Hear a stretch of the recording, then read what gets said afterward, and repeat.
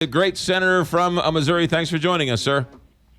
Well, it was nice of you to say you'd rather talk to me, but I really had a sense you'd rather be talking about the things happening in St. Louis right now. And I had a chance to watch part of the Blues Sharks game with a bunch of St. Louis police officers who were here for Police Week. It was sort of the last event of Police Week before they went back home on Monday, and I got here, flew into Washington just in time to go watch the game with them, and thank goodness for what they do for us all the time. Sure. All right, let's get to it. You had a meeting with the NGA director. Anything new to report on the mapping agency?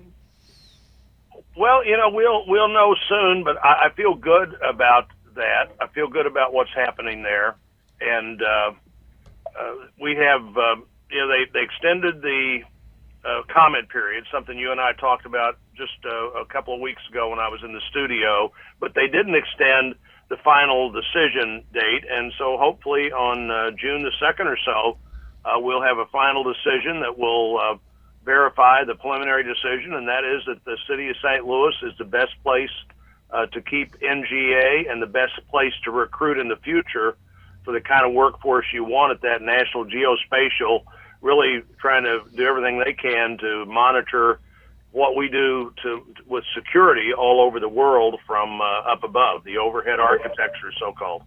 Everybody wants to know, you had a meeting with the presumptive nominee, Donald Trump. How did that go? Well, he talked a lot, and that didn't surprise me, but he also listened a lot, and that did surprise me a little bit. And, Donald Trump would not have been my first choice. Don't agree with him on everything, but I think he's much more likely to do many of the things that need to be done in the country than Mrs. Clinton is. A third Obama term is not, I don't run into very many people where you and I live that want that to be what we go to next. And it looks like to me she's not just doubled down, she's tripled down on everything Obama has been talking about, from healthcare to a foreign policy that nobody understands to regulators out of control. They say he's very different in private than he is in public. You agree? I've been hearing that, and I think I do agree with that. Of the 17 people we had running, he was the one that I had never met until last week. And like I said, he does not appear in public to be a guy who'd really listen a lot, but he did seem to listen and think about the process, think about how to get regulators under control, and what we need to do to have the right kind of judges on the Supreme Court for life, by the way. Presidents get elected for a 4-year term. Supreme Court judges they put on the Supreme Court, that must be the healthiest place in the world to live, because once they get there, they seem to live for a long, long time. It's so true. All right. Let's talk about this Zika funding. What are your thoughts as this fight goes on in Washington, D.C.? Well, I chair the committee now that funds the Center for Disease Control, and where they're trying to figure out how to deal with this immediately, and the National Institute of Health, where they're working to come up with a Zika vaccine. This is a problem. It's not a problem for most people that have it, but it is a problem for prospective moms or moms pregnant moms who have this, and we need to do something about it.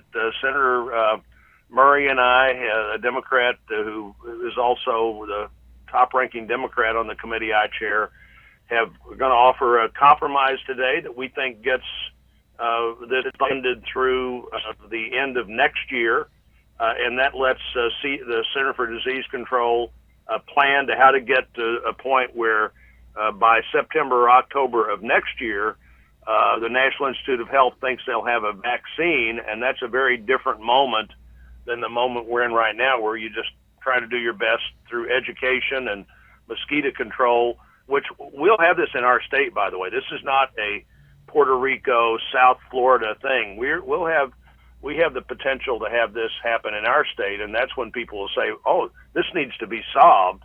And I think we've got a compromise that will move forward in the Senate. But the biggest part of that compromise, it's about half of the money the administration asked for, but I believe that it gets them to almost the end of next year, not just the end of this year. I don't want to sound optimistic, but it sounds like, dare I say it, elected officials are being proactive on this Zika virus story. I think that's right. And, the administration reprogrammed some money they had available, so people shouldn't assume that no money's being spent, that everybody's just waiting to see what money becomes available. They've spent money already, as they should have, if everything they say is true. This would be an emergency if everything they say is true. I believe it is, and we're going to do that. The other thing elected officials did in the Senate last week was pass the first standalone appropriations bill, one of the 12 bills that just funds energy and water, first standalone appropriations bill in 7 years, which gets back to a 200-year tradition of publicly debating what our priorities are going to be. And so, maybe the heart of the Constitution is beginning to beat again in a way that all of us want it to. All right. And then finally, while we have you, Senator Blunt, North Carolina and that transgender bathroom story is a national story. You've been watching that. What are your thoughts on that? Well, the administration decided to make it truly a national story by saying they were going to take federal money away from every school that didn't deal with this exactly the way somebody in Washington, D.C. thought you should.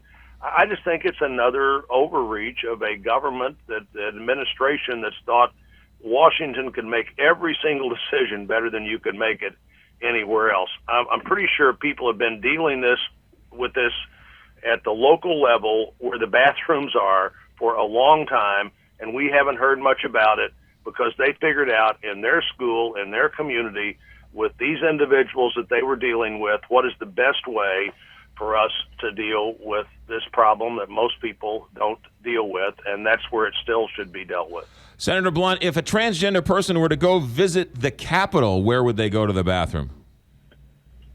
Wherever they would have gone to the bathroom a month ago when nobody thought this was a problem. So it's up to the individual's choice to choose whatever bathroom they choose. What I'm saying is, McGraw, this obviously has been dealt with for a long time, and nobody has thought it was a problem until this administration decided they could take Title IX, which was designed to be sure that women's athletics got treated as well as men's athletics in schools, particularly in colleges and universities, and decide that somehow is written to deal with this issue. There are better ways to do most things than this administration wants to do them, and this would be another example of that. Senator Blunt, how's the campaign going? It's going. I don't mind the campaign. It's a chance to talk about what I have done, and you've given me that opportunity a lot over the last several years. But frankly, with a media that's has fewer and fewer people to cover it all the time, it's hard to get that message out about what I've been doing for national health research, first increase in 12 years in an effort I led for mental health, for victims of child abuse, to do the right things to defend the country, to work hard to get this National Geospatial Agency kept in St. Louis. And the campaign gives me a chance to talk about that where my friends are actually engaged in that discussion in a helpful way. Senator Blunt, by the way, we got the state firefighters endorsement last week and had an event in St. Louis Saturday to talk about that with firefighters and their families, and I'm pleased to have their support. You betcha. Senator Blunt, you're always welcome here. Thanks for checking in. Good to talk.